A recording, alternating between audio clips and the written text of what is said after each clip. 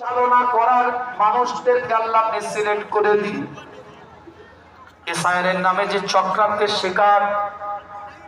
বিভিন্ন ভাবে যে চক্রান্ত চালিয়ে যাচ্ছে, আল্লাহ সহি বুঝদান করেন। কোন ভারতের বৈধ নাগরিক, সে যে জাতের হোক, যে সম্প্রদায়ের হোক, যে রিলিজিয়াসকে সে বিলং করুক না কেন, যে ধর্মকে সে মান্যতা দেখ না কেন, আজ ফকির সাহেবের দরবার থেকেই দোয়ান,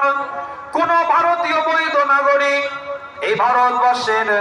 নতুন এসআইআর এই রাজ্যের বুকে নতুন এসআইআর লিস্ট থেকে যেন তাদের ভোটাধিকার নষ্ট না হয়ে যায়, যে জাতের হোক, যে সম্প্রদায়ের হোক, যে সম্প্রদায়কে সে বিলং করুক না কেন, বিগত দিন যেমন কাঁধে কাঁধ মিলিয়ে, হাতে হাত মিলিয়ে একে অপরের সাথে সুসম্পর্ক রেখে ভারতবর্ষে বসবাস করেছে,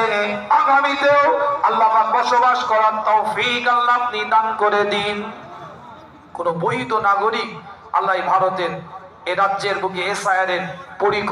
পরিকল্পিত যে নোংরা প্রচেষ্টা চালানো হচ্ছে, তার থেকে আল্লাহ যেন তারা কোন রকম কঠিন পরিস্থিতির মধ্যে না পড়ে যায়, স্বাভাবিকভাবে যেন জীবন যাপন করতে পারে। আল্লাহ যারা প্রশাসনিক দপ্তর থেকে বিভিন্ন ভাবে মাহফিলকে সহযোগিতা করেছেন, আল্লাহ প্রত্যেকে নিজ নিজ দায়িত্ব যেভাবে পালন করেছে, আল্লাহ তাদের নিজ নিজ অবস্থান থেকে তাদের জাযার ব্যবস্থা আল্লাহ আপনি করে দেন। যারা যেভাবে যেদিক থেকে এই দরবারের সাথে যেরকম